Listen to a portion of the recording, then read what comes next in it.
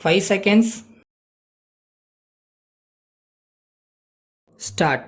மாண்புமிகு தலைவர் அவர்களே, மருத்துவமும் மக்கள் நல்வாழ்வும் குறித்த கொள்கை விளக்க குறிப்புகள் மீது ஒரு சில கருத்துக்களை கூற அனுமதித்ததற்காக நான் நன்றி தெரிவித்துக் கொள்கிறேன். மாண்புமிகு மக்கள் நல்வாழ்வுத்துறை அமைச்சர் அவர்களை பாராட்டுவதோடு நான் என்னுடைய பேச்சை தொடங்க விரும்புகிறேன். தமிழகத்தில் குழந்தைகளின் இறப்பு விகிதம் மிகவும் குறைந்திருப்பது பாராட்டுக்குரிய ஒன்றாகும். இவ்வாறு குழந்தைகளின் இறப்பு விகிதத்தை குறைப்பதற்கான மிகச்சிறந்த நடவடிக்கைகளை மாண்புமிகு அமைச்சர் அவர்கள் கடந்த காலத்தில் மேற்கொண்டிருக்கிறார்கள். அகில இந்திய அளவில் பார்க்கும்போது தமிழகத்தை பொறுத்தவரை குழந்தைகளின் இறப்பு விகிதம் என்பது பாதி அளவுக்கு குறைந்திருக்கிறது என்பது நமக்கெல்லாம் மன நிறைவை கொடுப்பதுடன் மகிழ்ச்சியையும் தருகிறது. 2-3 நாட்களுக்கு முன்னால் நான் வட மாநிலங்கள் பலவற்றிற்கு சென்றிருந்தேன். ஒரு மாநிலத்தில் வெளியிடப்படும் பத்திரிகை ஒன்றில் தமிழகத்தை பற்றி மிகவும் பாராட்டி ஒரு செய்தி வெளியிட்டிருந்தார்கள். அதாவது, மிகச்சிறந்த முறையில் தமிழகத்தின் அமைச்சர் அவர்கள் குழந்தைகளின் இறப்பு விகிதத்தை குறைத்து இருக்கிறார் என்கிற அளவில் ஒரு பாராட்டு கட்டுரையே வெளியிட்டிருந்தார்கள். இதற்காக நான் என்னுடைய பாராட்டுக்களை அனைவருக்கும் தெரிவித்துக் கொள்ள விரும்புகிறேன். அடுத்து, மருத்துவ சேவையை பொறுத்தவரையில் ஒரு சில வார்த்தைகள் கூற விரும்புகிறேன்.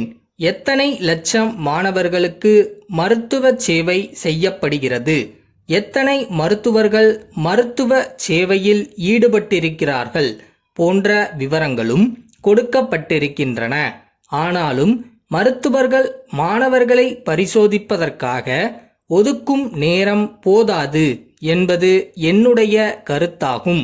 அதாவது, ஆயிரக்கணக்கான மாணவர்களை 8 மணி நேரத்தில் ஒரு சில மருத்துவர்கள் பார்க்கிறார்கள் என்றால் முறையான அளவுக்கு தேவையான அளவுக்கு அவர்கள் மாணவர்களை பார்க்க அவகாசம் இல்லாமல் பார்க்கிறார்கள் என்றுதான் பொருள்.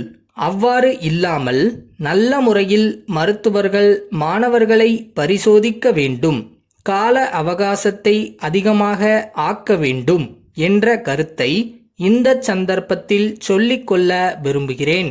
அடுத்து, சத்துணவு திட்டத்தின் அடிப்படையில் மருத்துவர்கள் தற்போது கிராமப்புறங்களில் ஆங்காங்குள்ள பள்ளிகளுக்கு சென்று அங்குள்ள மாணவர்களை பரிசோதித்து வருகிறார்கள்.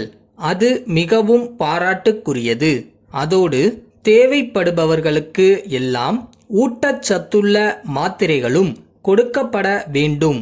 அதற்கான ஏற்பாட்டை செய்ய வேண்டும் என்று மாண்புமிகு அமைச்சர் அவர்களை கேட்டுக்கொள்கிறேன். அடுத்து, சித்த மருத்துவம் பற்றி என்னுடைய 1-2 கருத்துக்களை தெரிவித்துக் கொள்ள கடமைப்பட்டிருக்கிறேன். சித்த மருத்துவத்தின் பால் மாண்புமிகு அமைச்சர் அவர்கள் மிகுந்த ஈடுபாடு கொண்டவர் என்பதை இந்த நாடே அறியும்.